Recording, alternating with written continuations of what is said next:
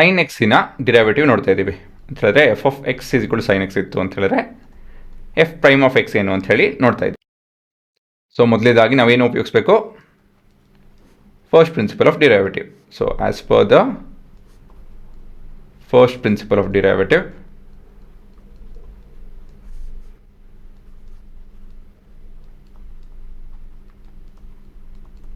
So ಇಲ್ಲಿ ಏನು ನೋಡ್ತಾ ಇದ್ದೀವಿ ನಾವು ಅಂತ ಹೇಳಿದ್ರೆ f prime of x is equal to limit f of x plus h minus f of x, this entire expression divided with h as h tends towards 0.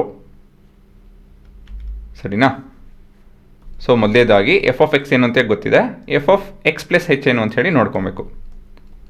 ಯಾವತ್ತಿದ್ರೆ ರೀತಿ ಸಪ್ರೇಟಾಗಿ ಮಾಡಿ ಮುಂದುವರಿರಿ. ಸೊ ಎಕ್ಸ್ ಜಾಗದಲ್ಲಿ ನಾವು ಎಕ್ಸ್ ಪ್ಲಸ್ ಹೆಚ್ ಬರೀಬೇಕಾಗುತ್ತೆ.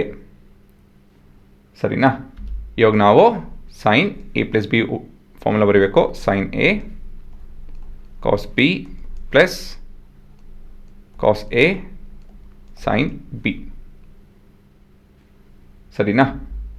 So ಇನ್ನೇನು ಇಲ್ಲೇನು simplify ಮಾಡೋದಕ್ಕಾಗಲ್ಲ. So ಮತ್ತು ಮುಂದೆ substitute ಇನ್ 1. So ಇದನ್ನು 1 ಅಂತ ಕರ್ತ್ಕೊಳ್ಳೋಣ. ಸೊ ಇಲ್ಲೇನಾಗುತ್ತೆ f dash of x, f prime of x is equal to limit. So ಇಲ್ಲಿ ಇವಾಗ ನಾವು ಇದೇ ಕಲರ್ ಇಡ್ತೀನಿ. ಹಾಂ, ಸೊ ಇಲ್ಲಿ ಸಬ್ಸ್ಟಿಟ್ಯೂಟ್ ಮಾಡಿದಾಗ sine of x into cos of h plus cos of x into sine of h minus sine of x ಬರ್ಕೊಬೇಕು ಅಲ್ವಾ, closing the brackets, and this entire thing divided with h as h tends towards 0. ಆಯಿತಾ ಹುಡುಗರ? Substitution ಮಾಡಿದ್ದೀನಿ, ಅಷ್ಟಿನ್ನೇನಿಲ್ಲ. ಈ ಮೊದಲೇ term ಕೊನೆ term ಏನು common ಇದೆ ಅಲ್ವಾ? ಸೈನ್ ಎಕ್ಸ್ ಕಾಮನ್ ಇದೆ. ಸೊ ಏನು ಮಿಕ್ಕೊಳುತ್ತೆ? ಕಾಸ್ ಎಚ್ ಮೈನಸ್ 1 ಮಿಕ್ಕೊಳುತ್ತೆ. ಮತ್ತು ಈ ಟರ್ಮ್ನ ನಾನು ಸಪ್ರೇಟಾಗಿ ಬರ್ಕೊಂಡು ಅದಕ್ಕೆ ಲಿಮಿಟ್ ಅಪ್ಲೈ ಮಾಡ್ತಾಯಿದ್ದೀನಿ.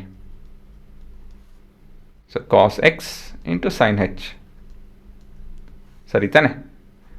ಸೊ ಇದೆಲ್ಲ ಹೇಗೆ ಮಾಡಿದೆ ನಾನು? ಯೂಸಿಂಗ್ ಆರ್ ಇಲ್ಲಿ ಲಿಮಿಟಿನ ಪ್ರಾಪರ್ಟಿ ಅಂತ ಹೇಳಿದ್ರೆ, ನಾವು ಎರಡು ಫಂಕ್ಷನ್ ಇತ್ತು ಅಂತ ಹೇಳಿದ್ರೆ ಎರಡು ಆ್ಯಡ್ ಆಗೋದು ಇಲ್ಲ ಸಪ್ರೇಟ್ ಆಗೋದು ಆಗ್ತಾಯಿದೆ ಅಂತ ಹೇಳಿದ್ರೆ ಇಂಡಿವಿಜುವಲ್ ಫಂಕ್ಷನ್ ನಾನು ಲಿಮಿಟ್ ಅಪ್ಲೈ ಮಾಡ್ಬೋದು ಅಂಥೇಳಿ. ಸರಿನಾ? ಅದನ್ನೇ ಮಾಡಿರೋದು, ಅಷ್ಟನ್ನೇನು ಏನೂ ಇಲ್ಲ. ಡಿವೈಡೆಡ್ ಬೈ ಹೆಚ್ಚಿದೆ, ಇಲ್ಲೂ ಕೂಡ ಡಿವೈಡೆಡ್ ಬೈ ಹೆಚ್ಚಿದೆ. ಹುಡುಗರ ಒಂದು ನೋಟಿಸ್ ಮಾಡಬೇಕು, ಏನಪ್ಪ ಅಂತ ಹೇಳಿದ್ರೆ ಇಲ್ಲಿ ಹೆಚ್ಚಿದೆ, ಇದು ಸೈನ್ ಎಕ್ಸು ಮತ್ತು ಇದು cos x. So this are independent of h ನೋಡೋದ್ರಲ್ಲಿ ಅಲ್ವಾ?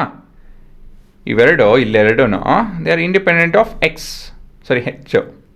ಹಾಗಾಗಿ ಆ್ಯಸ್ ಪರ್ ಮತ್ತೊಂದು ರೂಲು ಏನೋ for every real number alpha, ಯಾಕಂದರೆ x is a constant with respect to h. ಯಾಕಂದರೆ ಹೆಚ್ಚು ಬದಲಾಗ್ತಾ ಇದೆ ಹೊರತು ಎಕ್ಸ್ ಬದಲಾಗ್ತಾ ಇಲ್ಲ ಇಲ್ಲಿ ಅಲ್ವಾ? ಇಲ್ಲಿ ಹೆಚ್ ಬದಲಾಗ್ತಾಯಿದೆ ಹೊರತು ಲಿಮಿಟ್ ಹೆಚ್ ಟೆನ್ಸ್ ಟು 0 ಅಂದರೆ ಹೆಚ್ ಬದಲಾಗ್ತದೆ, ಎಕ್ಸ್ ಅಲ್ಲ. ಹಾಗಾಗಿ ಇದು ಕಾನ್ಸ್ಟೆಂಟ್ ಆಗುತ್ತೆ. ಸೊ ಕಾನ್ಸ್ಟೆಂಟ್ನ ನಾವು ಏನು ಮಾಡ್ಬೋದು? ಹೊರಗಡೆ ತೆಕ್ಕೊಬೋದು. So we can remove this out sine x. ಸರಿನಾ? ಮತ್ತೇನು ಮಿಕ್ಕೊಳುತ್ತೆ? Limit h tends towards 0 cos h minus 1 by h. ಮತ್ತಿಲ್ಲಿ cos x limit h tends towards 0 sine h by ಹೆಚ್.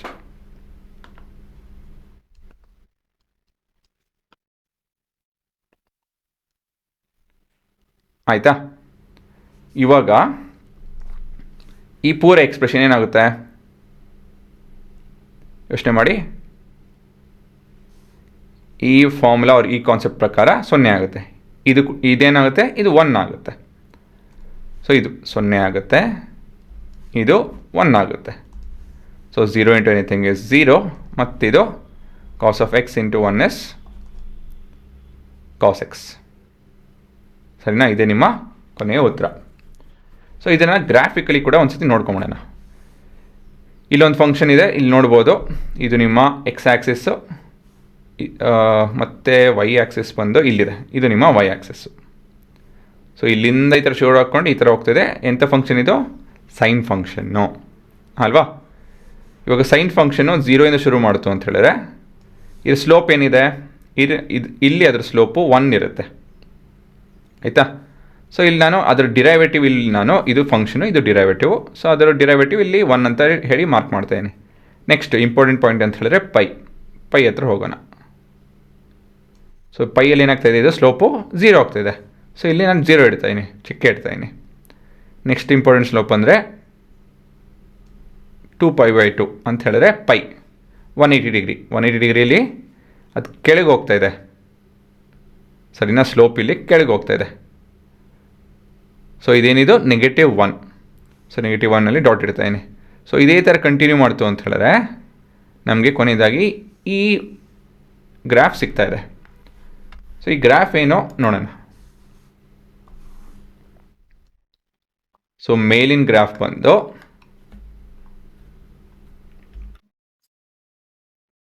ಇದು ನಿಮ್ಮ ಫಂಕ್ಷನು, ಇದು ಅದರ ಡಿರೈವೇಟಿವ್ ಯಾವುದೋ ಎರಡನೇದು. ಸೊ ಇಲ್ಲಿ ನಾವು 1 to -1 ಪ್ಲಾಟ್ ಆಗ್ತಾಯಿದೆ. ಅಲಾಂಗ್ ದ ಎಕ್ಸ್ ಆ್ಯಕ್ಸಿಸ್ ಇಲ್ಲಿ ಪೈ ವ್ಯಾಲ್ಯೂಸ್ ಇದೆ, ಸರಿನಾ? ಸೊ 0 ಇಲ್ಲಿ ಬರ್ತಾ ಇದೆ, 0 90 ಡಿಗ್ರಿ, ಇದು 180 ಡಿಗ್ರಿ ಮತ್ತು 270 ಡಿಗ್ರಿ, ಇದು -90 ಮತ್ತು ಇದು -180 ಡಿಗ್ರಿ, ಸರಿನಾ? ಸೊ ಇಲ್ಲಿ ನೋಡ್ಬೋದು 0ದಲ್ಲಿ ಇದು ಇಲ್ಲಿನ ಗ್ರಾಫು 1 ಆಗ್ತಾಯಿದೆ, ಮತ್ತು ಇದು 90 ಡಿಗ್ರಿಯಲ್ಲಿ ಇಲ್ಲಿನ graph it will be parallel to x axis, ಹಾಗಾಗಿ 0 ಆಗ್ತಾಯಿದೆ.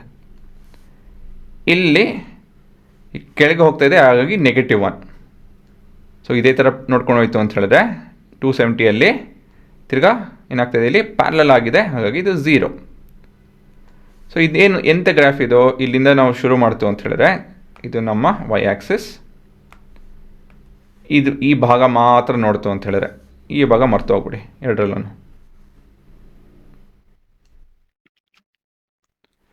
ಎಂಥದ್ದಿದೋ ಇಲ್ಲಿ ನೋಡ್ಬೋದು ಕ್ಲಿಯರಾಗಿ, this is sine of theta. ಇಲ್ಲಿ ಸೊ ಇಲ್ಲಿ 1ಇಂದ ತಿರ್ಗಾ ವಾಪಸ್ 1 ಹೋಗ್ತಾ ಇದೆ. ಸೊ ಎಂಥ ಫಂಕ್ಷನ್ ಇದು? ಕಾಸ್ ಥೀಟಾ ಅಲ್ವಾ? ಕಾಸ್ 0 is 1, cos 90 is 0, cos 180 is -1, ಸರಿ ತಾನೆ? ಸೊ ಇದೆಲ್ಲ ಫಸ್ಟ್ ಚಾಪ್ಟರ್ಲೆಲ್ಲ ನೋಡಿದಿರ ನೀವು. ಸೊ ಇದೆಲ್ಲ ಕ್ಲೀನಾಗಿ ಗೊತ್ತಿರಬೇಕು. ಸೊ ಕ್ಲಿಯರಾಗಿ ನೋಡ್ಬೋದು ನಾವು the derivative of sine x is cos x. ಈ ಗ್ರಾಫಲ್ಲೂ ಕೂಡ ನಾವು ಈ ರೀತಿಯಲ್ಲಿ ನೋಡ್ಬೋದು, ಸರಿನಾ? ಸೊ ಈ ಥರ ನೀವು ಇಂಟ್ರ್ಯಾಕ್ಟ್ ಮಾಡಿಕೊಂಡು ಬೇರೆ ಬೇರೆ ಫಂಕ್ಷನ್ನ ಅಪ್ಲೈ ಮಾಡಿಕೊಂಡು ನೀವು ಡಿರೈವೇಟಿವ್ ನೋಡ್ಕೊಬೋದು. ಹಾಂ, ಪಾಸ್ ಮಾಡ್ಕೊಳ್ಳಿ.